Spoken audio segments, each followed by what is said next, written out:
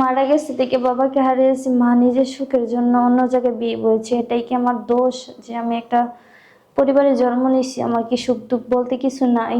আপনার মা অন্যের সংসারে বিয়ে করেছে, হ্যাঁ, মা নিজের সুখের জন্য অন্য জায়গায় বিয়ে বয়েছে। তো আপনাকে কে লালন পালন করলো? আমার আন্টি।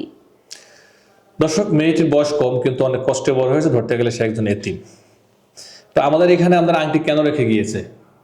আপনাদের এখানে রেখে গেছে একটা বিয়ের জন্য, কারণ আমার যৌতুকের জন্য বিয়ে হচ্ছে না। আর আর এক কারণ হচ্ছে আঙ্কেল ভালো না, নেশা পানি করে, মারধর করে আন্টিকে মারধর করে। আমার সহ্য হয় না এই জিনিস। এই জন্য আমি কি বলেছি যে না, আমাকে এমন একটা জায়গায় রেখে আসো যেখানে একটা ভালো মনের মানুষ পাবো, আমাকে ভালোবাসা দিবে, দুই মুঠো ডাল ভাত খাওয়াবে। তো আপনি এখন বিয়ের জন্য আসছেন? হ্যাঁ।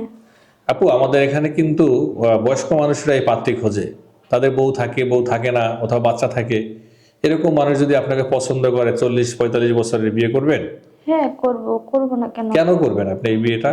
কারণ এক হচ্ছে যৌতুকের জন্য বিয়ে হচ্ছে না, আর একটা ভালো মনের মানুষ চাই যে আমাকে দুই মুঠো ডাল ভাত খাওয়াতে পারে, ভালোবাসা দিতে পারে। ভালোবাসা দিতে পারে। হ্যাঁ। আপনার নাম কি? আমার নাম হচ্ছে মিম। যোগাযোগ কিভাবে করবে? আপনাদের মাধ্যমে।